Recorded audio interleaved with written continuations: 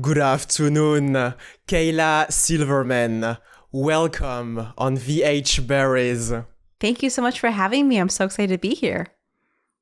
I am extremely grateful because the word sophistication refers to the qualities of refinement, good taste, and wisdom. And for me, those nouns exactly defines your new EP, Ooh, Sophisticated Ladies.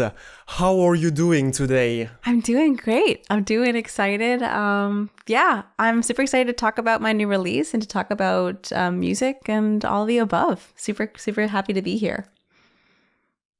You're very excited, Kayla Silverman, to talk about your music and above. Yes. Because above everything, I found that you also have a connection with fruits. Because we see surrounding your posters and photographs, pineapples, grapes, lemons, oranges, the entire citrus fruits extended family. The extended family. To this day, I am still looking for the berries. So the reason why we have fruits there, specifically oranges. So oranges is really the main aspect of the EP. It's kind of like the unofficial mascot. The reason why I chose this was one of my favorite poems of all time is by Wendy Cope. And basically in this poem, she talks about sharing oranges and peeling an orange and splitting it up between you and your friends, and how beautiful it is that you can, break bread or share fruit with other people.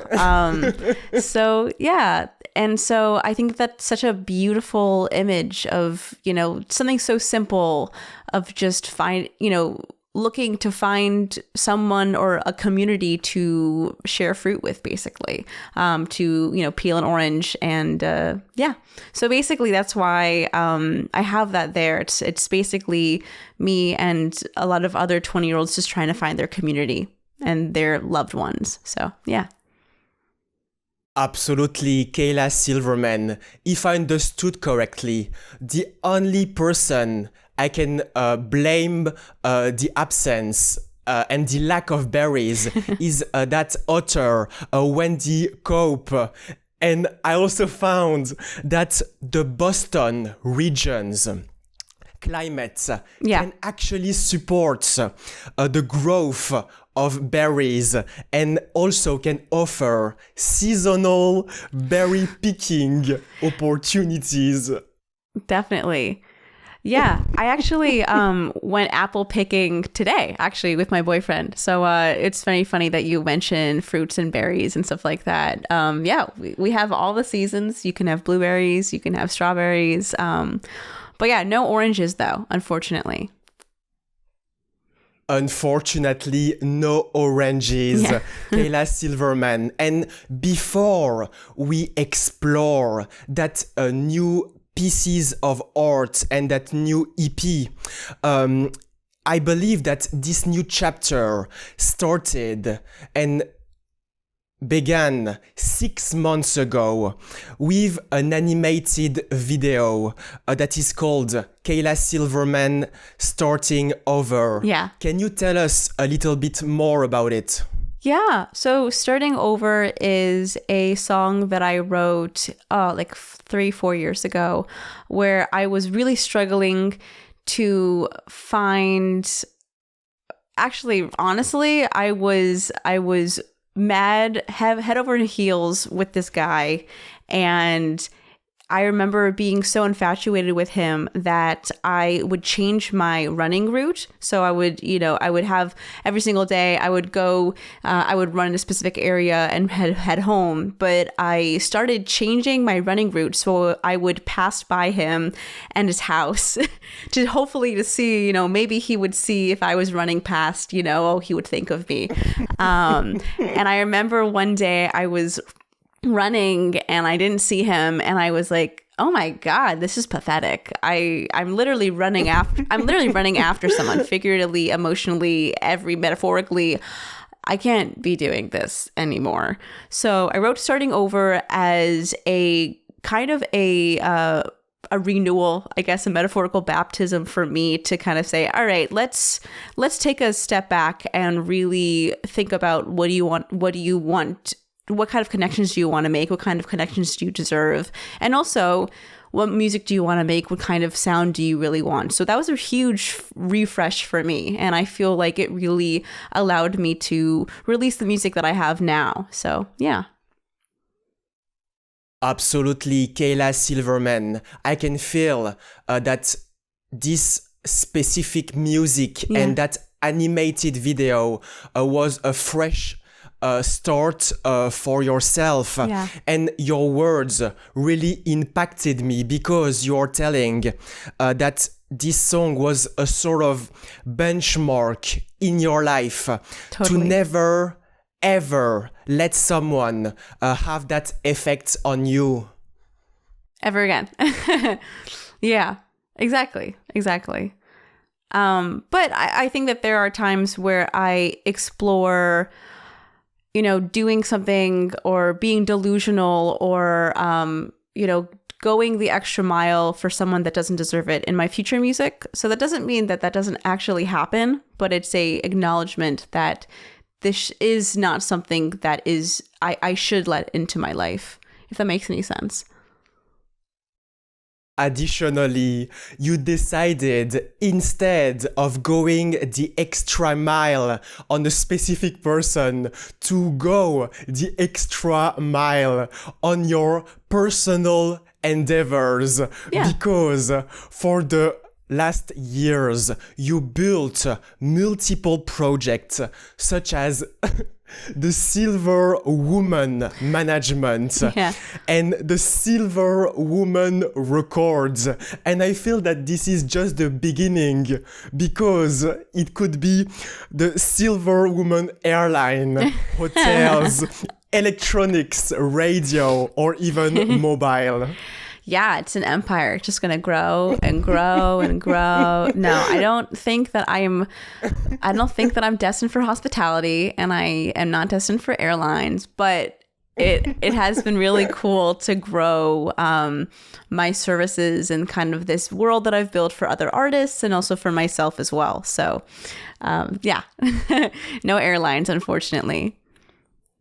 No Silver Woman Airlines at the moment. Kayla Silverman. And I am mentioning that specific label and that specific structure because I feel that this is a way for you to have more freedom, and also this is something that can help to explore your creativity, especially in Sophisticated Lady. Yeah, definitely. It's been super rewarding, holistically and all of that stuff. So yeah. Absolutely, Kayla Silverman, and I would love to discuss about that project called Sophisticated Lady that actually came out around 2 days ago. Yeah. And I am wondering how you're currently feeling. Yeah, I mean, whenever I release something big, a huge project, I usually have this big, emotional catharsis. It's been this huge buildup in my life, that these songs were living on my desk, my desktop, and I was listening to them, and no one else had ever listened to them before. And, these songs were mine, you know what I mean? And I was putting all this effort, but no one had really heard of these songs yet. So they really were so personal to me. And then now all of a sudden at midnight on Friday, they become everyone else's, and I can't change them. I can't tell people how to interpret these songs. So after the release, at midnight, February 27th, they're not mine anymore. So I feel emotionally, like a proud parent, sending off my kids to, college kind of vibe, but also it's emotional. It's very, I feel also this relief as to what will be, and I took care of these songs and I gave it all I got. And so at the end of the day, it's not really up to me. So I do feel I guess I would say relieved. And I also just feel there is this emotional kind of release that you get when you release a big project. So, yeah. You are Kayla Silverman, feeling, as you just mentioned, like a proud parent. Yeah. Although you cannot change any words, any lyrics anymore. And you cannot change even the nails, because I feel that to better understand the Silverman catalog and discography, we need to look at those nails. Yeah, those were actually press-on nails. Nothing crazy. I did for a while I play guitar and I play piano and bass, and so I can't really keep up with these nails for much longer. But when I do my photo shoots, I used to have real nails, so like extensions, and I would sit, at the nail salon for like 3 hours and get these talons done. And I kind of went, I can't do that. I can't do that anymore. I don't have the time to do that. So I just get these big press-on nails, and I feel very, very camp. I feel very great, and I love it. But when I get home, I take them off and I get to play my instruments. So it's a win-win for me.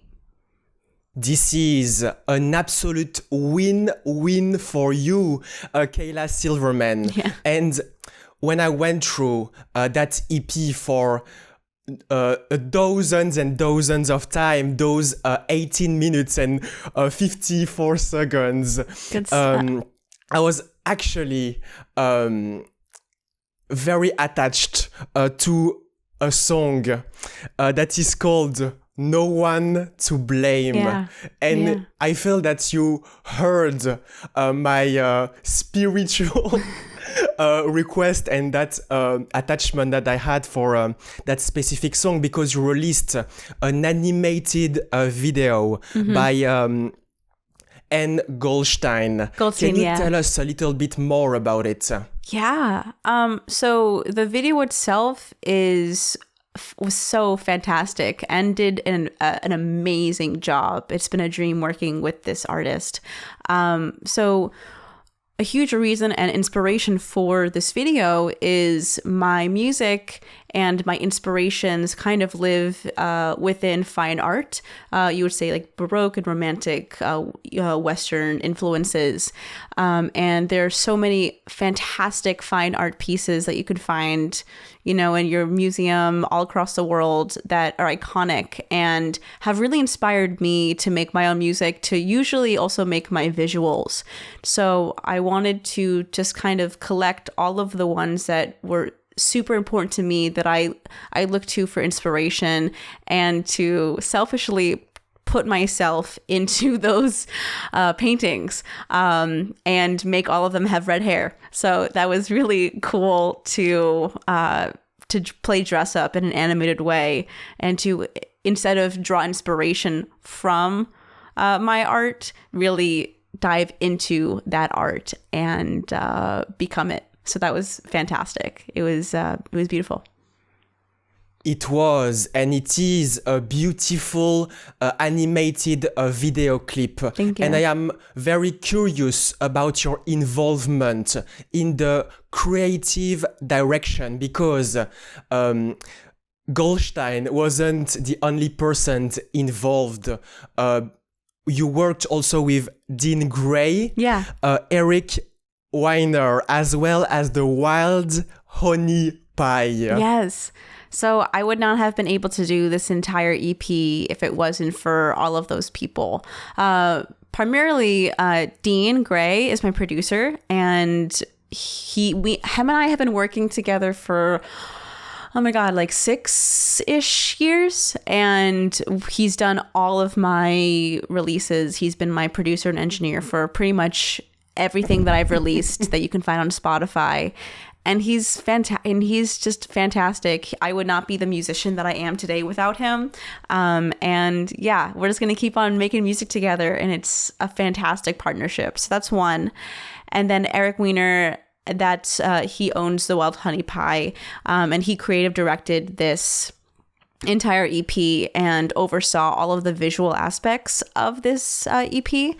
And he actually runs the Wild Honey Pie, which is my dream company. Like, I've been a fan of them since I was a junior in high school, which is a long time ago. And it was a dream that we could work together on this. So that was amazing. And I would not have been able to meet N, and also the person that did, Lauren Haig, that did the Starting Over animated video. So I'm so grateful for this company. So yeah.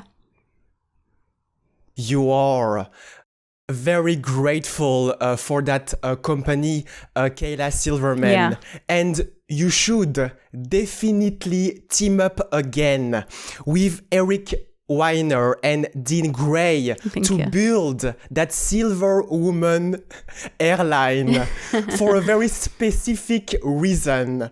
Because you will be able to have a direct flight to the palaces of Versailles in France, because you are very in deep connection with gilding and gold frames. And as you just mentioned, that Baroque fine art and romantic area.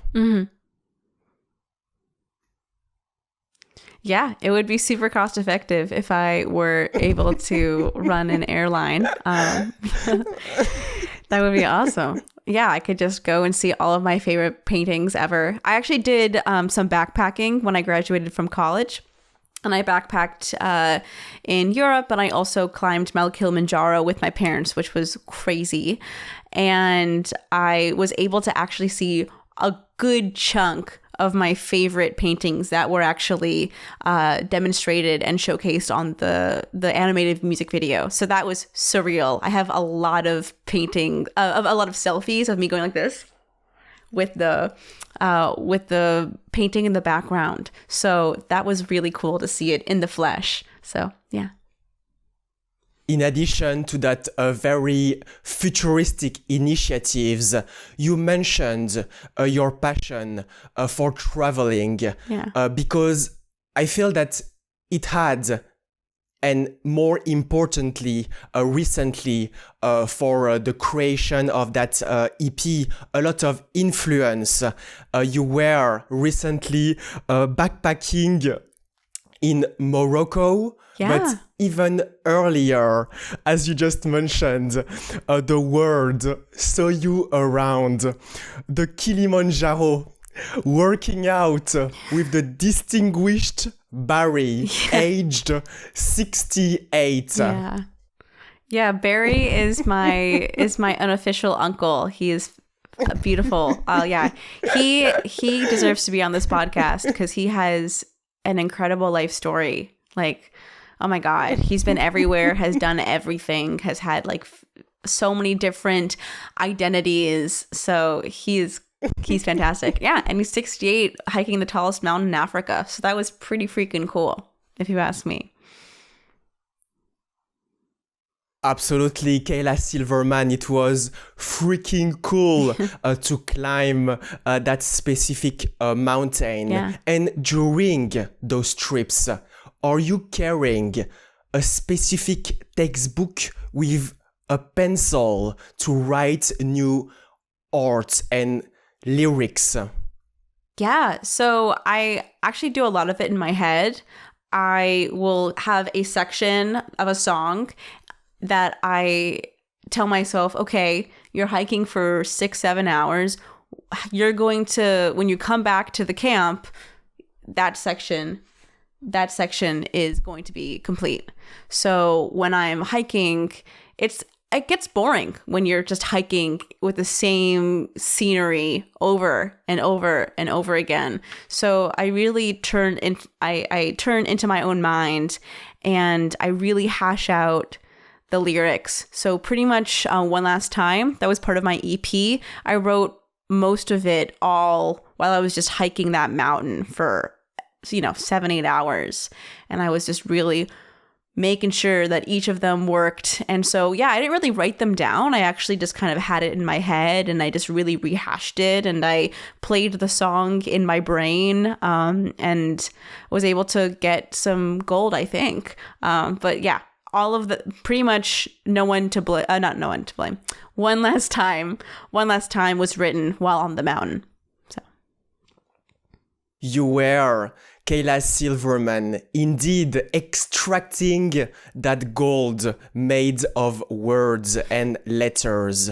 And one very intriguing and inspiring track of a sophisticated lady is the number 3, which is, if I understood correctly, a monologue, an interlude that is called For Betty and Irving. Can you tell us a little bit more about that track? Yeah, it's one of my favorite things that I've ever written. I know that it wasn't even me, it was my grandma, but she is this 91-year-old feisty little woman, and her and my grandpa, they had this beautiful love story. They met each other when they were 18, and my grandfather died when he was 90. So they've been together for longer than they've been apart, and they pretty much created a unrealistic love expectation for me. But they're the reason why I believe in true love and why I keep searching for it. And I write about it, and I'm such a romantic. So it was so important for me to include my grandma in this EP that's all about searching for love and community, because she found it really young. So, So I interviewed her, and we actually have a bunch more content that I think I'm going to be using in my upcoming EPs. And I think I'm just going to keep on interviewing the people that I love and telling, and having them share their stories about what is love? What does that mean? How can you find it? How do you know when you're in love? So I'm going to interview all of those around me. So she's just one of the first. She was one of the first, Kayla Silverman, and in definitive, Betty is a sophisticated lady. I think so. That deserves a seat in that Silver Woman Future Airlines. Yeah. No, she deserves everything. She is one of the most sophisticated ladies that I've ever met in my entire life. So I strive to be my grandma, and she is one sophisticated lady for sure.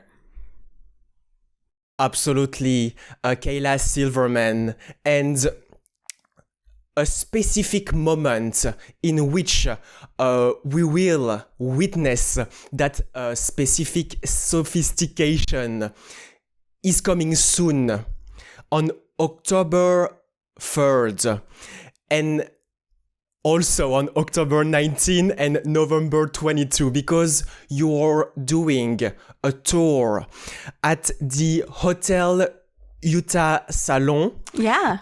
As well as in the Heaven Can Wait, and also in a third place called Pianos. Yeah. So actually tomorrow I'm going to California for my first California little run. So we're doing 2 shows in LA, 1 show in San Francisco, and another show in Calistoga. So that's going to be my first time performing in LA and California in general. So I'm so excited. And then I'm based in New York. So I have 2 shows in New York, 1 in Pianos and 1 in Heaven Can Wait, which is super ironic because my single and also part of the EP, my song Heaven Can Wait. So we'll be playing that for song for sure. Yeah, I'm excited. Absolutely, Kayla Silverman. I can feel the excitement to take that flight tomorrow to California to perform at that first venue. Yeah. And I am very curious about the technical preparation because I feel that you are someone that likes to be alone on stage with a very minimalistic setup. Yeah, well, as of right now, we're doing an acoustic set. I've been doing that for almost a year now, so pretty much just acoustic. Me and my best friend Aaron Bierman, he plays guitar for me, and so we're going on tour together then, but it wasn't always like that. I've had full bands. I've had 2 guitars, a piano, drums and bass, and 2 background vocals. So I've done the whole thing and pretty much every variation you can imagine. But what's going to be happening is we're going to really turn it into a show. So we're going to be playing with tracks. There's going to be choreography. There's going to be bits, and there's going to be fun aspects of this performance coming up. So while we're kind of fixing this full band performance, I'm just doing acoustic stuff for a while. So hopefully that big performance should be available in the springtime, and I'll start touring around with it with my band. But in the meantime, it's just me and Aaron. So, yeah. For the moment, this is just Erin and yourself, Kayla Silverman. Mm-hmm. And when you will be back in New York City, you will also be surrounded at that place called Heaven Can Wait for the After Hours event with another band that is called The Glitter Etiquette. Yeah. I'm super excited to be opening for them. They're so amazing. I'm excited. Yeah, if you guys live in New York City and you're available that night, please come. It's going to be an awesome time. I'm having a violinist come play with me, and obviously Aaron is going to be there, of course. So it's going to be really, really fun. This is going to be very fun, Kayla Silverman. And I am actually surprised concerning the idea that you are actually in New York City, because I thought that you were still in Boston, which is actually your hometown. Can you tell us a little bit more about that early life journey from that very specific place? Yeah, so I'm from Boston, Massachusetts. I'm from actually a little suburb outside of it. I'm there right now. I'm in Weston, Massachusetts. And it is a lot of trees and deer. And it is so rural. But when you go 30 minutes into the city, that you go into Boston, and it's one of my favorite cities in the entire world. I'm so glad that I got to grow up there, but it's a really small city. So I was there for college, and I was ready to get out. So I moved to New York City a few months ago, and I'm still back and forth. Aaron, my guitarist, is still in Boston, and my family's here, and my boyfriend is here. So I do find myself in Boston quite a lot. But I'm trying to really establish myself in New York because it's the place to be. It's the place to be. It's fantastic. I'm building a community there. I love it there. But I do have my roots in Boston, so I do have to come back, and I do love it here now.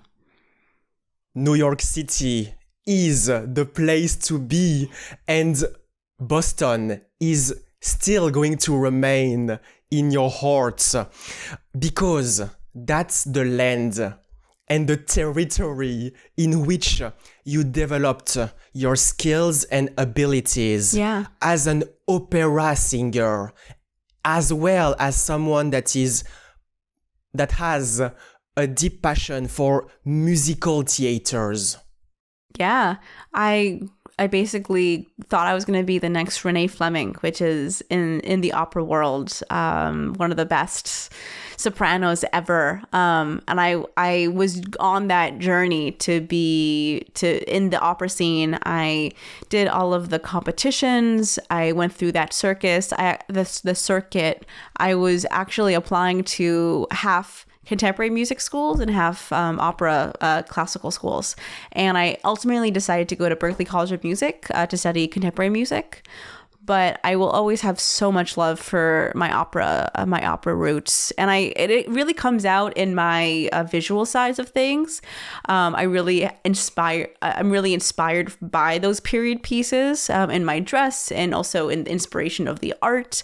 And then I think I just also love a big full sound that I think will never ever go out of style. So I do love my roots in opera, but I am glad that I'm not an opera singer right now.